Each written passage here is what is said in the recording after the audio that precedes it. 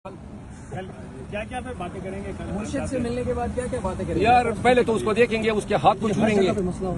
اور پھر جو ہے اس کو آگاہ کروں گا کہ بھائی کیا ہماری فیلنگ ہے. لیکن یہ ہے کہ اب میرے دل میں یہ ٹھنڈک ہے کہ مجھے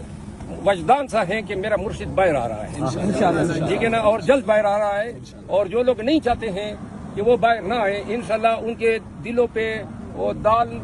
کیا کہتے ہیں، وہ دال پیستے ہوئے انشاءاللہ وہ باہر آئے گا. ہاں، مونگ دل کے تو وہ کر کے نا خان صاحب باہر آئیں گے، ہم الیکشن بھی لڑیں گے اور پی ٹی آئی جو ہے وہ کمران بن کے اس پاکستان پہ حکومت کرے گی. محترم چیف جسٹس صاحب اسلام آباد ہائی کورٹ کی عدالت میں 9 مقدمات تھے، جس میں شیخ سہیل صاحب ایڈیشنل سیشن جج اسلام آباد نے اسلام آباد کی سیشن ڈویژن میں 7 pre arrest bail chairman P T I کے جیل میں نظر بند ہونے کی وجہ سے عدم پیروی پہ خارج کر دی تھی، جس کے اگینسٹ فوجداری نگرانی ہم نے دائر کی تھی، جس پہ آج سماعت ہوئی. اور فاضل چیف جسٹس صاحب نے یہ ہولڈ کیا کہ چونکہ اس میں چند کیسز جو ہیں وہ ٹیررزم سے ریلیٹڈ ہیں جو ڈویژن بینچ کے سامنے لگے ہیں، تو لہذا جو فیصلہ ڈویژن بینچ کا ہوگا وہی سنگل بینچ میں فالو ہوگا. آج ہی چیف جسٹس صاحب کے سامنے میں نے سائفر کیس میں جو لا منسٹری کی نوٹیفیکیشن ہے، جس میں انہوں نے مقدمے کی سماعت اسلام آباد سے اٹک جیل منتقل کرنے کا حکم کیا ہے، اور جس کو میں نے چیلنج کیا تھا، اس پہ دلائل جزوی طور پہ ہوئے. عدالت کے سامنے میرا استدلال تھا کہ ایسا کوئی قانون نہیں ہے جس کے تحت وزارت قانون یا کوئی این او سی دے سکتی ہے یا وینیو کے چینج کر کے دوسرے صوبے میں ٹرائل کے احکامات صادر کر سکتی ہے. میں نے بار بار کہا کہ جو پراسیکیوٹر صاحبان 3 پراسیکیوٹر ایف آئی اے نے انگیج کیے ہیں، بڑے نامی گرامی وکیل ہیں، میں نے کہا کوئی ایک قانون کا حوالہ دے دیں، اگر نہیں ہے تو پھر جو ہے اس میں عدالت عدالت جو ہے اس میں حکم امتناعی جو ہے صادر کر دے. تاہم عدالت نے یوں حکم کیا ہے کہ جو ابو الاسناد صاحب کی عدالت میں ضمانت جو پینڈنگ ہے اور جس کا انہوں نے اس ریٹ کا حوالہ دیتے ہوئے کوئی تنازع بنانے کی کوشش کی تھی، فاضل چیف صاحب نے آج حکم کیا ہے کہ اس ریٹ کے حوالے سے کوئی عدالت پریجوڈس نہیں ہوگی اور بیل پٹیشن کا جو ہے انڈیپینڈنٹ فیصلہ کرے گی. 12 تاریخ کے لیے وکیل سرکار اور استغاثے کے پراسیکیوٹر کی طرف سے استدعا پہ کارروائی ملتوی ہو گئی ہے. آج ہی اڈیالہ جیل سے اٹک جیل میں کوشہ خانہ کیس میں رکھے جانے کے خلاف میں نے ریٹ دائر کی تھی، اس پہ بھی سماعت ہوئی. اس پہ جزوی سماعت پہلے ہو چکی تھی اور آج عدالت نے مکمل بات سماعت کی. اس ریٹ کی پینڈنسی کے دوران چیئرمین پی ٹی آئی کی جو سزا تھی وہ معطل ہو گئی، تو لہذا اس کا جیل میں سٹیٹس جو تھا وہ کنوکٹ یا قیدی کے بجائے انڈر ٹرائل پریزنر کا ہو گیا ہے، اور اسی لیے جیل کے جو رولز ہیں وہ اس پہ اب انڈر ٹرائل پریزنر کے رول کا اطلاق ہوتا ہے. رول 225 میں 2018 میں ترمیم کی گئی، جس کی روح سے 3 کلاسز بنائی گئی. اس میں ایک پولیٹیکل کلاس ہے، چیئرمین پی ٹی آئی پولیٹیکل کلاس میں فال کرتے ہیں. پرسوں بارش ہوئی، تیز ہوا چلی، چیئرمین پی ٹی آئی جس سیل میں تھے اس کا چھت ٹین کا بنا ہوا تھا، وہ ٹین گر گئی اور سارا رات بھر پانی اس کے سیل میں گرتا رہا. جو میٹرس تھی وہ پوری پانی میں ڈوب گئی تھی اور چیئرمین پی ٹی آئی رات کو نیند نہیں کر سکے. آج عدالت کو میں نے یہ بتایا کہ اڈیالہ جیسی جیل جو پاکستان میں 4تھے نمبر پہ ایک ایڈمنسٹریٹیولی اور انمیٹ کے حوالے سے سب سے بڑی جیل ہے، سب سے سیکیورڈ جیل ہے، جس میں اے بی اور پولیٹیکل کلاس کی فیسیلیٹیز ہیں، جس میں اپنا اسپتال ہے، جس میں ڈاکٹرز ہیں. چونکہ یہ فیسیلیٹیز چیئرمین پی ٹی آئی کو ڈینائی کرنی ہے، تو اس وجہ سے سیکیورٹی کا بہانہ بنا کے اٹک جیل جو ہے وہاں پہ ان کو رکھا گیا ہے. اس پہ ویلاگ کیا تھا سمیع ابراہیم نے کہ جی بہت سارے نامعلوم اس جیل میں ٹھہرے ہوئے ہیں، تو لہذا خان کی زندگی کو جو ہے شدید خطرات لاحق ہیں، اور اس وجہ سے چیئرمین پی ٹی آئی کو جو ہے فوراً سے پیشتر اڈیالہ جیل منتقل کرنے کا حکم صادر کیا جائے۔ عدالت نے دونوں طرفین کی بات سننے کے بعد مقدمے میں حکم ریزرو کر لیا ہے۔ امید ہے 1-2 ایام میں یہ فیصلہ آ جائے گا۔ آج ہی آنریبل جسٹس بابر ستار صاحب کی عدالت میں شاندانہ گلزار اور شہریار افریدی کی طرف سے جو کیسز 3 MP-او کے میں نے چیلنج کیے تھے اس پہ سماعت ہوئی۔ بابر روان صاحب بھی موجود تھے۔ آج کی سماعت کا خلاصہ یہ ہے کہ آج یہ انکشاف ہوا کہ اسلام آباد کی حکومت یعنی جو گورنمنٹ ہے اسلام آباد کی، جو چیف کمشنر کے نام سے عموماً جانی جاتی ہے، یہ 1980 میں اس وقت کے مارشل لا ایڈمنسٹریٹر جو ڈکٹیٹر تھے ضیاء الحق صاحب، انہوں نے ایک حکم نامہ صادر کیا تھا اور ایک چیف کمشنر کو کچھ اختیارات دیے تھے، لیکن بعد میں آئین میں تبدیلیاں ہوتی گئی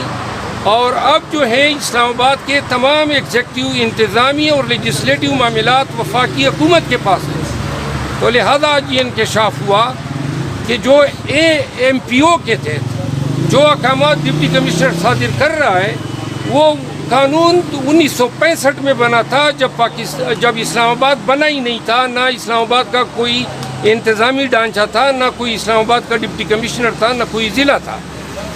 تو لہذا یہ اختیارات کب ڈی سی اسلام آباد کو کس نے تفویض کیے، اس کا جواب ڈپٹی کمشنر اور چیف کمشنر اسلام آباد آج عدالت میں نہ بتا سکے۔ اس پر عدالت نے حیرانگی کا اظہار کیا، اٹارنی جنرل کو نوٹس دیا ہے، امائکس کیوری مقرر کیے ہیں اور ڈپٹی کمشنر کے خود ساختہ اختیارات 3 MP-او کے تحت پابندی لگا دی ہے کہ اب وہ اسلام آباد میں کسی بھی شہری کے خلاف، کسی بھی آدمی کے خلاف 3 MP-او کے تحت اختیارات ایکسرسائز نہیں کرے گا، اور ساتھ ہی چیف کمشنر پہ قطعاً لگا دیے کہ وہ اب کوئی اختیارات تفویض بھی نہیں کرے گا۔ آج ہی میں نے عدالت کو یہ بھی بتایا، جس پہ عدالت نے جو ہے اپنی ناراضگی کا اظہار کیا کہ شاندانہ گلزار کے موبائل ابھی تک واپس نہیں کیے گئے ہیں، جس پہ SSP آپریشن نے کہا کہ میں جلد ہی ان کی واپسی کے احکامات جاری کر دوں گا۔ جی کوئی سوال ہے تو میں آپ اور اب جو ہے اسلام آباد کے تمام ایگزیکٹو، انتظامی اور لیجسلیٹو معاملات وفاقی حکومت کے پاس ہیں۔ تو لہذا آج یہ انکشاف ہوا کہ جو MP-او کے تحت جو احکامات ڈپٹی کمشنر صادر کر رہا ہے وہ قانون 1965 میں بنا تھا،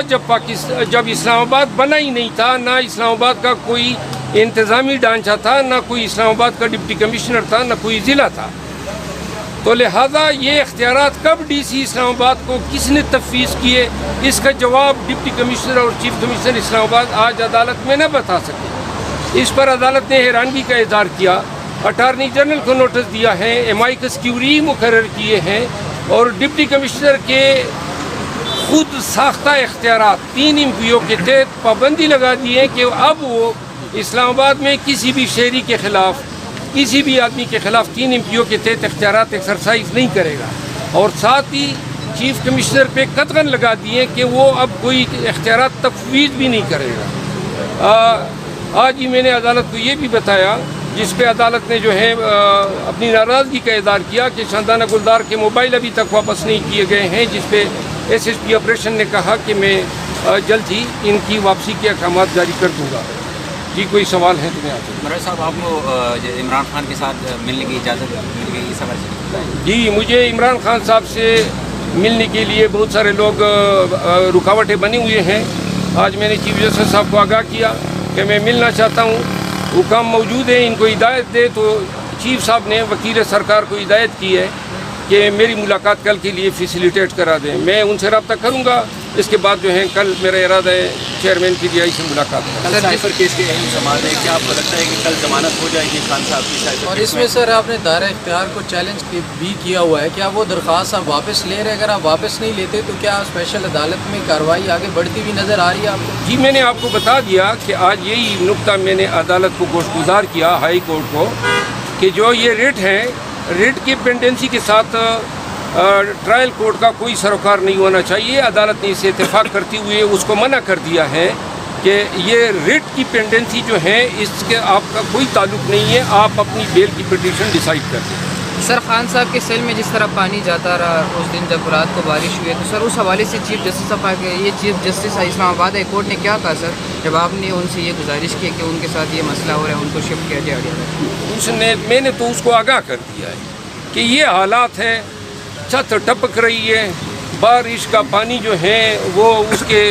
میٹرس میں سارا جو ہے سمو گیا، تو لہذا یہ حالات ہیں پاکستان کے سابق وزیر اعظم کی۔ وہ آپ سب یہ سوچیں نا، حکومت کو کیا پڑی ہے، یہ اٹک جیل میں بزید ہے، اڈیالہ نہیں لا رہی ہے، یہاں پہ اس کو عدالتوں میں پیش ہونا ہے، اپنی ضد کر رہی ہے، ڈرمی کر رہی ہے عدالتوں کو۔ عدالت کا حکم تھا ابو الحسنات صاحب کا کہ 30 تاریخ کو ادھر پیش کریں، وزارت قانون درمیان میں ٹپک پڑی کہ جی ہم یہ حکم کرتے ہیں کہ آپ اٹک جیل چلے جائیں۔ اٹک جیل، یہ اٹک دوسرے صوبے میں ہے، اسلام آباد ایک جداگانہ حیثیت ہے آرٹیکل 1 کے تحت، تو لہذا اسلام آباد کے مقدمات ملزمان کو پنجاب کی حکومت یا ان کے سرکاری افسران اپنے حکم ناموں سے اسلام آباد سے نہیں لے جا سکتے ہیں۔ یہ معاملہ جو ہے انشاءاللہ جلدی، یہ جو آج آرڈر ریزرو ہوا ہے اس سے فیصلہ آ جائے گا۔ صاحب پی ٹی آئی کے فیصلے کون کر رہا ہے بطور سیاسی جماعت؟ کس کے ہاتھ میں اس وقت کمانڈ ہے پی ٹی آئی کی اور کون فیصلے کر رہے ہیں؟ پی ٹی آئی کے فیصلے کور کمیٹی کر رہی ہے، اور جو نارمل فیصلے ہیں وہ کور کمیٹی کر رہی ہیں۔ جو بھی اہم بات ہوتی ہے وہ چیئرمین پی ٹی آئی سے پوچھی جاتی ہے اور اس کے مشورے سے پھر جو ہے مزید اقدامات۔ سر پرویز الہی کے حوالے سے کیا کہیں گے جس طرح ان کو دوبارہ گرفتار کیا؟ پرویز الہی کو جو گرفتار کیا گیا ہے، اور عدالت کا لاہور ہائی کورٹ کا حکم نامہ آپ نے دیکھا، پھر آپ نے دیکھا ہمارے ہی ڈپٹی کمشنر صاحب نے اسلام آباد کے، اس نے جناب اسی روز کو 3 MPO جاری کر دیا کہ پرویز الہی کے رہائی سے اسلام آباد کو شدید خطرات لاحق ہیں۔ پھر ان کو یہاں لایا گیا اٹک جیل سے پھر نکال کے بھیمز اسپتال، پھر پولیس لائن میں انہوں نے، یہ آپ دیکھ رہے ہیں یہ سرکاری ادارے یا انتظامی ادارے سیاستدانوں کے ساتھ کبھی اس طرح ہوا ہے؟ عدالتوں کی احکامات کی پامالی جس تواتر سے جاری ہے، یہ جو بار کونسل نے کنونشن رکھی ہے، پشاور میں جو کنونشن ہے، یہ عدالتوں کے احکامات کی بار بار بے توقیری جو ہے اب وکلاء کو متحد کرنے میں مدد دے رہی ہے، اور انشاءاللہ جب وکلاء عدالتی احکامات کے تحفظ میں اور عدالتی وقار کے حق میں نکلیں گے تو مجھے یقین ہے کہ وہ وکلاء تحریک کی شکل اختیار کر جائے گی۔ اچھا، محمد شرف صاحب یہ بتائیں کہ 3 MPO جو اختیارات معطل ہوئے اس کے تحت کتنے لوگ اسلام آباد میں جو ہے ابھی تک 3 MPO کے تحت جیل میں ہیں یا کسٹڈی میں ہیں، اور کتنے لوگوں کو فائدہ ہوگا اور اس کا کیا اثر پڑے گا پہلے سے گرفتار شدہ لوگوں پر؟ یہ تو آج کے بعد جو احکامات ہیں وہ صادر نہیں کرے گا، پہلے سے جو جاری کردہ احکامات ہیں وہ تو آلریڈی زیر سماعت عدالتوں میں، اور ان کو اس آرڈر کا کافی اثر پڑے گا اگر یہ حکم نامہ دیگر عدالتوں میں لے جایا جائے کہ جی اس کے پاس تو اختیارات ہی نہیں ہے، تو لازماً جو ہیں وہ ان لوگوں کو فائدہ دے گا۔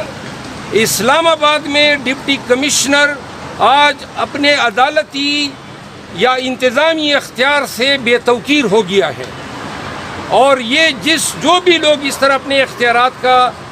ناجائز استعمال کریں گے، انہوں نے اتنا غلط استعمال کیا کہ آج عدالت کو اپنے تئیں ہم نے استدعا بھی نہیں کی، عدالت نے جو ہے ڈپٹی کمشنر کو کہا کہ آپ آئندہ کسی شخص کے خلاف 3 MPO کا کوئی آرڈر جاری نہیں کریں۔ اس آرڈر کے خلاف اپیل ہو سکتی ہے؟ یہ انٹرم آرڈر ہیں، کوئی اپیل نہیں ہو سکتی ہے۔ آپ کی NC بھی مجھے سمجھ آ رہی ہے۔